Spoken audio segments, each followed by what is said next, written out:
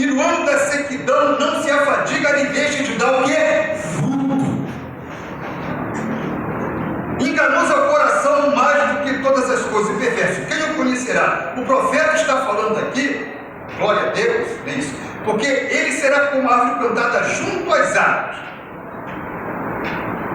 que estende as raízes para o ribeiro, e não receia quando vem o calor, mas a sua folha fica verde, no ano da sequidão não se afadiga nem deixa de dar fruto. Precisamos, irmãos, ter essas raízes, plantado o quê? Junto às águas. Então, para frutificarmos, a nossa raiz, ela tem que estar o quê? Enraizada onde? Na terra. Não é nos espinhos, não é nos pedregais, não. É na terra. Outra característica essencial para nós frutificarmos: temos que estar limpo e cuidado. Limpo e cuidado. É onde está o nosso tema? No Evangelho de João, no capítulo 15, onde está inserido o tema, o versículo 2 e 3 diz assim: toda vara em mim que não dá fruto, atira, e limpa toda aquela que dê fruto, para que dê mais fruto. Vós já está limpo pela palavra que vos tenho falado. A palavra, ela nos limpa, a palavra, ela nos purifica, a palavra, ela tem esse poder de limpar. Por isso que o Senhor Jesus falou assim: toda vara em mim que não dá fruto, atira, e limpa toda aquela que dá fruto, para que dê mais fruto ainda. Até é muito maravilhoso quando a gente vê esse poder da palavra de Deus. Então, o que é preciso para frutificar? Está enraizado na terra, está limpo e cuidado. A palavra, ela nos limpa, glória a Deus, né? João 17, santifica-os na verdade, a tua palavra é a verdade. Salmo 119, versículo 9: como purificará o mancebo o seu caminho, observando conforme a tua palavra. Glória a Deus. Então, a palavra de Deus, irmãos, ela tem esse poder de nos purificar e de nos santificar. Então, para conduzirmos, nós temos que deixar a palavra de Deus agir em nosso coração. Por isso que aquele versículo que os irmãos sabem de cor e salteado, Hebreus 4:12, né? Porque a palavra de Deus é viva e eficaz, mais penetrante que espada ou de doce gume, penetra até a divisão da alma do espírito, junta em medulas e apta para discernir pensamento e intenção do coração do homem. É o poder da palavra de Deus para o quê? Restaurar, para nos limpar por dentro. Por dentro. Essa limpeza é por dentro. Então, o que é preciso para frutificar? Está enraizado na terra, está limpo e cuidado, a palavra nos limpa, glória a Deus, né? E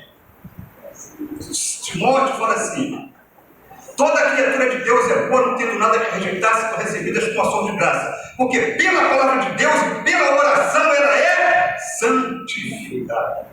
A igreja santificada, purificada pela palavra, glória a Deus, ela vai produzir, irmãos, glória a Deus, que a igreja aqui, ela procura permear esses princípios da santificação. Porque na antiga aliança, quando o Senhor nosso Deus, ele queria manifestar o seu poder, a sua presença, a sua glória, ele queria fazer algo, ele chamava Moisés: Moisés, diga o povo para santificar, porque amanhã eu vou fazer maravilha no meio de vós. Maravilha só se houver santificação. Eu não entendo aí tantas coisas que hoje acontecem aí, né? Pessoal, tanta coisa. A gente santifica, consagra, hora de madrugada, faz jejum, corre nos pés do Senhor, faz oração de manhã, os irmãos aqui, hora de manhã, vem para essa consagração. Esses trabalhos não tem nem oração, o pessoal vê anjo, vê arcanjo, desconhece batata, tanta coisa ali, a gente às vezes, a gente não vê. Já viu anjo? Isso já viu anjo? Eu nunca vi um anjo. E a gente fica vendo assim as coisas, né? Esquisito certas coisas que a gente vê. Mas aqui, tem que estar firmado em Cristo. Para frutificarmos, temos que estar firmado em Cristo. João capítulo 15, versículo 5, diz assim: eu sou a videira, vós as varas. Quem está em mim ou nele, esse dá muito fruto. Porque sem mim nada, sem Jesus Cristo, não conseguiremos frutificar, irmão. Se Jesus Cristo não estiver em nossa vida, não queremos, não poderemos e não conseguiremos frutificar. As pessoas podem ser o maior, pior, estudar na melhor faculdade de teologia. Se não estiver arraigado em Cristo, não vai frutificar. Quando a gente faz seminário, graças a Deus que o pastor falou assim: os pastores, não, vocês estão fazendo seminário, né? Isso em 1993. Não se esquece da joelhos. E sempre estou aqui. Tem coisa que a gente... Todo mundo falando, fecha a porta. Ó, vou dizer uma coisa para vocês. Não se esquece da joelhos, viu? Joelho é muito importante. É o principal. Né? Só dessa forma, esquece de puxar o sangue do coração. O que impede uma árvore de frutificar? A qualidade do solo, deficiência nutricional, ou seja, espiritualmente. Tem gente que não ora, não lê a Bíblia, não jejum. Como iremos produzir se nós não temos contato com Deus nem com a Escritura? Então nós vemos aqui que fica um crente deficiente nutricional. Quando estamos desnutridos, né? Alguma dificuldade, vai no médico e passa lá vitamina B12, né?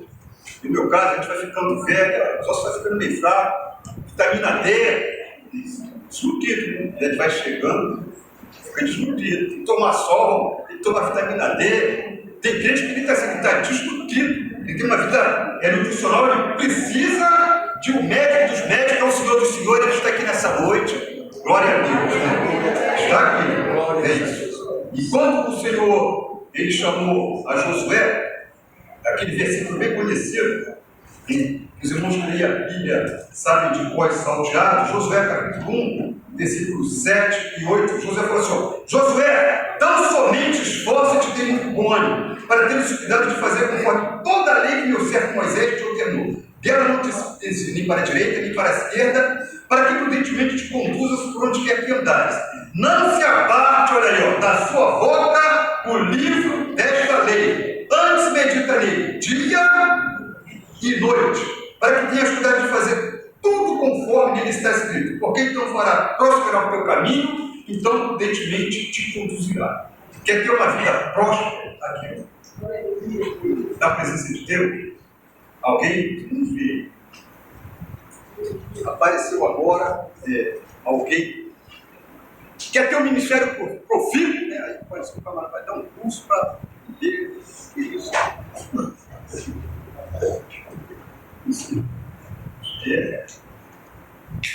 Graças a Deus que as igrejas, Deus abençoa, né? É porque Jesus tem um propósito lá, graças a Deus. E como Deus tem um propósito aqui, aí eu não tenho que pegar a coisa de lá, tenho que meter lá para...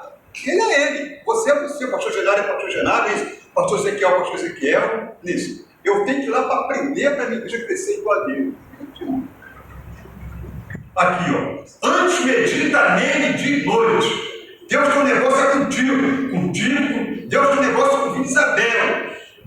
As igrejas que estarão cresceu, amém. Deus abençoe eles. Mas nós temos que continuar naquilo que nós temos aprendido. Glória a Deus, aqui. Né? O propósito de Deus é aqui. Aí a pessoa fica voltando, isso aqui é dinheiro. É sempre barato fazer isso para tudo isso. Fazer isso só para devemos entender que Deus é o lavrador, ou seja, aquele que nos limpa. O lavrador é aquele que prepara a terra para gerar alimento. Por isso que Jesus falou que meu pai é o que é o lavrador. Ele é o lavrador, ele prepara a terra para o quê? Para gerar alimento. Glória a Deus. Então, o que acontece com a árvore que não produz bom fruto? Mateus, no capítulo 3, o profeta João Batista, Mateus, capítulo 3,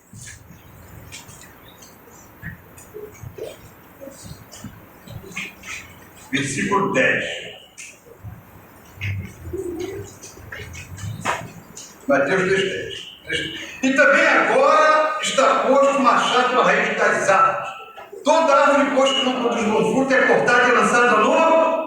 Então o negócio vai ficando sério. O que acontece com a árvore que não produz fruto? Ela é cortada e lançada onde? No fogo. Em Mateus capítulo 7, versículo 17 e 19. Assim toda árvore boa produz bons frutos, e toda árvore má produz frutos maus. Não podeis a árvore boa dar maus frutos, nem a árvore má dar frutos bons. Toda árvore que não dá bom fruto, corta-se, lança-se no fogo. Nessa noite nós somos chamados para ser a boa árvore. Nós somos a boa árvore. Para quê? Para dar o quê? Bons frutos. Firmado em Cristo, nós produziremos. Glória a Deus. Então somos chamados para frutificar. O dono da vinha queria cortar a figueira, mas o vinhadeiro, ele intercedeu pela figueira. Essa passagem está em Lucas, no seu capítulo número 13. Lucas capítulo 13, versículo 6 ao 9, que está escrito assim: e dizia esta parábola: um certo homem tinha uma figueira plantada na sua vinha, e foi procurar nela fruto, não o achando. E disse ao vinhadeiro: eis que há 3 anos, venho procurar fruto nessa figueira e não o acho. Corta, porque ela ocupa ainda a terra inutilmente. Respondeu ele e disse: Senhor, deixa este ano até que eu a escave e a estere. E se der fruto, ficará. Se não, depois a mandará cortar. Nós vemos aqui isso. O que acontece com a árvore que não produz bons frutos. Um certo homem tinha uma figueira, estava plantada lá na sua vinha, e ele foi procurar nela fruto e não o achou. E ele tomou uma posição e disse ao vinhadeiro: eis que há 3 anos venho o quê? Procurar fruto nesta figueira e não acho. Corta, porque ela ocupa a terra inutilmente. Hoje, infelizmente, nós vemos esses dias, pessoas inutilmente, na casa de Deus, ocupando espaço. E o camarada, que o dono da vinha, queria cortar ela, vou passar o facão dela. Só que o vinhadeiro intercedeu, não, só um momento aí. Disse: Senhor, deixa este ano até que eu a escave e a estere. E se der fruto, ficará. E se não, depois a mandará cortar. Irmãos, quem sabe, seja esse ano de nós nos redimirmos, eu também. Deus sempre nos dá uma oportunidade. O ano que passou, talvez nada fizemos, mas talvez nesse ano, Deus está nos dando uma oportunidade para nós frutificarmos na sua obra. Por quê? Há também muitas figueiras de aparência nas igrejas. Cuidado, vez ou outra, Jesus ele passa para conferir. Eu sempre falo que Jesus ele sempre passa em revista. Nessa noite ele está aqui, viu, irmão? Não se engane, não. Ele desguarda o teu pé quando entrares na casa de Deus, e ele passa em revista, ele sabe o que você está pensando aqui, que eu estou pensando, ele vai passando, e ele vai sondando, ele vai vendo, ele sonda os corações, ele sonda a mente, ele sonda a rins, ele vê qual o propósito, glória a Deus. E esse versículo aqui, de Marcos, no capítulo 11, versículo 12 e 14, diz assim: e no dia seguinte, quando saíram de Betânia, teve fome, e vendo de longe uma figueira que tinha folhas, foi ver se nela acharia alguma coisa. E chegando a ela, não achou senão folhas, porque não era tempo de figos. E Jesus falando, disse a figueira: nunca mais coma alguém fruto de ti. E os seus discípulos ouviram isso. Jesus ele foi procurar fruto, só que ele avista a figueira de longe e foi ver se achava alguma coisa. E chegando lá para ver aquilo que ele fala, ele passa em vista, ele vai olhando, ele vai ver, só tinha folhas, mas Marcos fala assim: não era tempo de figo. Lá em Israel, essa figueira aqui primeiro dá o flagui, é um fruto pequeno, aí depois de certo tempo, aquele flagui cai e nasce o figo. Então não era tempo de figo. Mas Jesus foi lá, por quê? O que a Bíblia diz? Devemos trabalhar o quê? A tempo e a fora de terra. Não era tempo, mas ele foi lá. E ele passa e ele chama que ele vê a da sua obra. E como não tinha fruto, ele amaldiçoou a figueira. A Bíblia diz que no outro dia, passando ali, ele, um discípulo, e eles passando pela manhã, viram que a figueira tinha se secado desde as raízes aí. Figueira secou, estava seca, desde as raízes. Talvez, irmãos, esse dia que nós estamos vivendo, o que nós estamos vivendo aí? Irmão, orar comigo, eu estou sem força para ir para a igreja. Irmão, me visita. Irmão, eu não tenho tempo de ir para a igreja, eu não tenho força para ir para a igreja. Aí tu passa assim no shopping, assim. Quem está lá? Força espiritual. Força espiritual. O reino de Deus ele é tomado à força. Não tem tempo para ir para a igreja. quer visita, né? Mas domingo tem o seu prazer. Crente raiz, secou, está seco.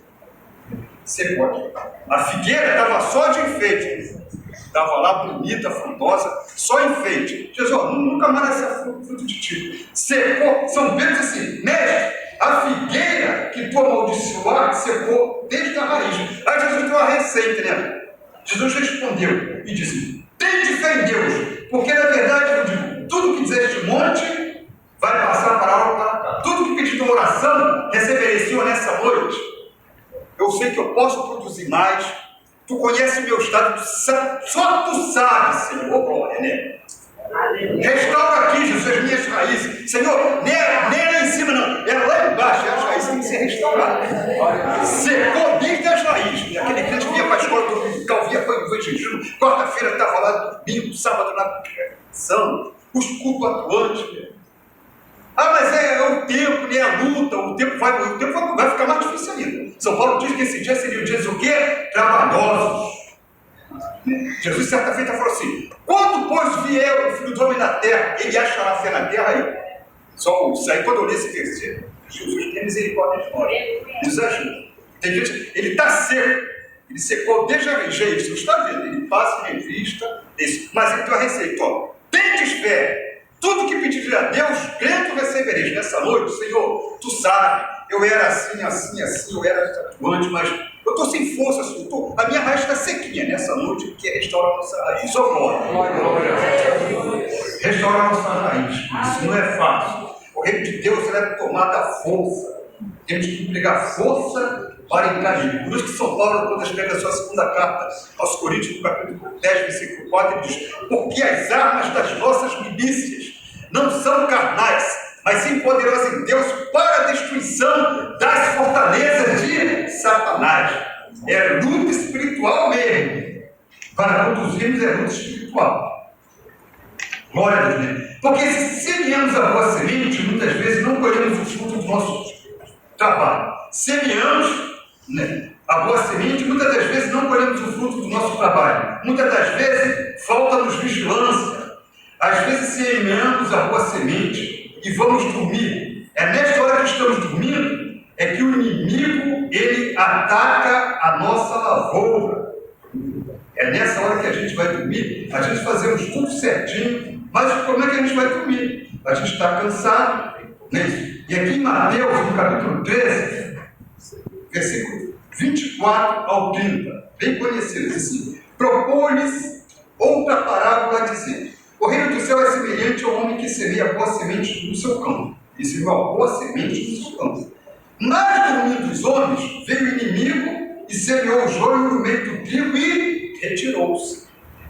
E o servo do pai de família, indo ter com ele, disseram: Senhor, não semeaste tu no teu campo a boa semente? Por que não então tem joio? E ele lhe disse: um inimigo é quem fez isso. A gente tem um adversário inimigo. Você trabalha, planta. Só que o inimigo ele está espreito. São Pedro diz que o diabo, nosso adversário, ele está em derredor, bramando como um leão, buscando a quem possa tragar. A gente faz tudo direitinho. Meu Senhor, tenha misericórdia, eu fiz isso. Pensei que eu obter êxito, mas diz aqui. Ele disse: o inimigo é quem fez isso. E os servos disseram: quer depois que vamos arrancá-lo? Porém ele disse: não, para que ao colher o joio não arranque também o trigo com ele. Deixai ele ser junto até a ceifa, e por ocasião da ceifa direi ao ceifeiro: colhei primeiro o joio e atai-o em molhos para queimar, mas o trigo ajuntai no meu celeiro. Mas o que me chama a atenção aqui é que eles plantaram, a semente era boa, o campo era bom, mas o versículo 25: mas dormindo os homens, veio o seu inimigo e semeou o joio no meio do trigo. O problema às vezes é que nós dormimos, o sono espiritual. Então o que temos que fazer? Despertarmos do sono espiritual. Temos que semear, mas temos que estar vigilantes. Aquele versículo de Romanos, no capítulo 13, versículo 11, diz assim: e digo isto, conhecendo o tempo que é hora de despertarmos do sono. Conhecendo o tempo é esse. Que é hora de despertarmos do quê? Do sono. Glória a Deus. Por quê? Há um inimigo.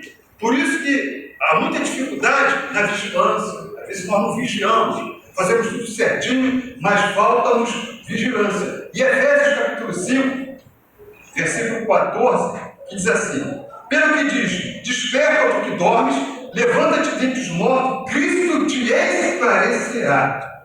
Glória a Deus. Então, a semente é boa, o campo é bom, mas há o inimigo.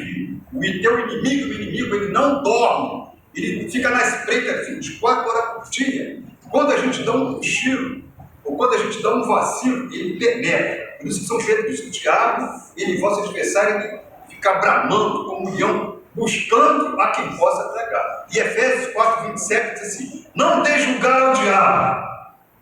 Às vezes nós fazemos tudo certinho, mas uma escorregada nossa, uma falta de vigilância nossa, é vida. Por isso que São Paulo diz: não deixe julgar o diabo.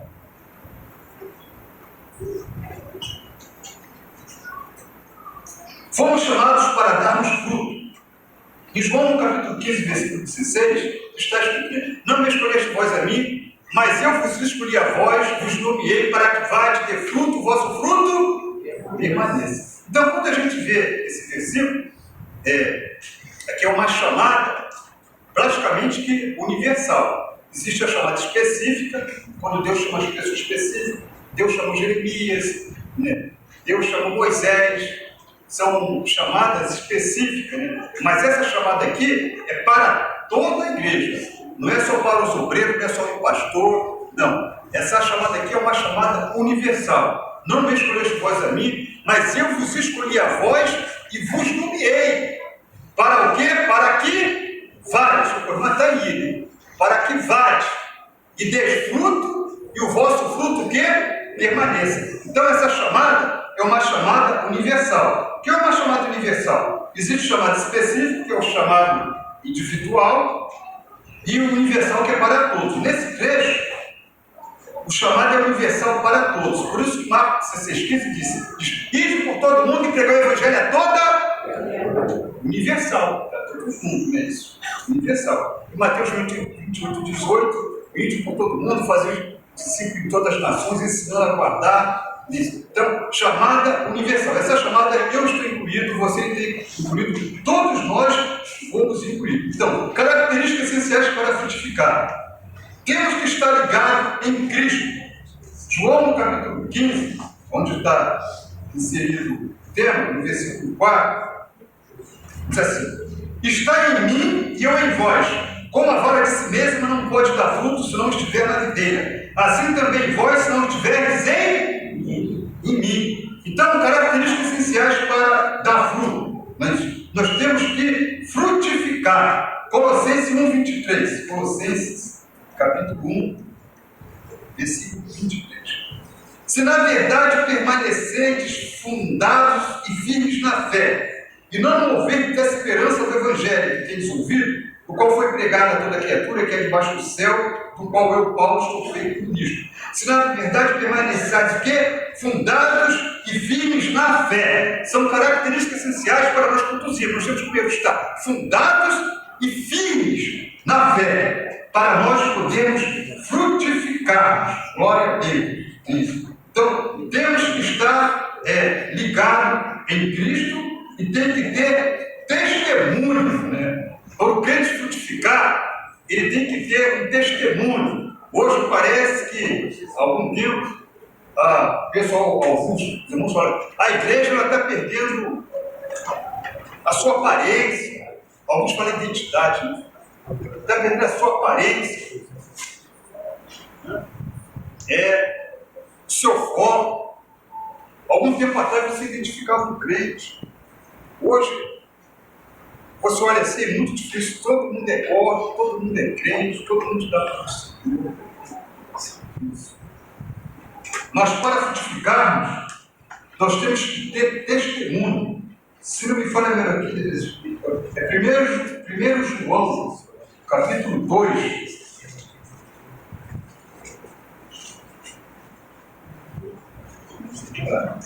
Versículo 6 diz assim: aquele que diz que está nele deve andar como ele andou. Isso aqui fala sobre testemunho. deve andar como ele andou. Como produziremos se nós não andamos igual a ele? Sim, nós temos que ser imitador dele. Ele falou assim: aprendei de mim que sou manso e humilde de coração. Deve andar como ele andou. Como nós estamos andando para produzirmos fruto? Isso aqui São João está falando, né? E Mateus, no capítulo 5, versículo 13 e 14. Mateus, capítulo 5.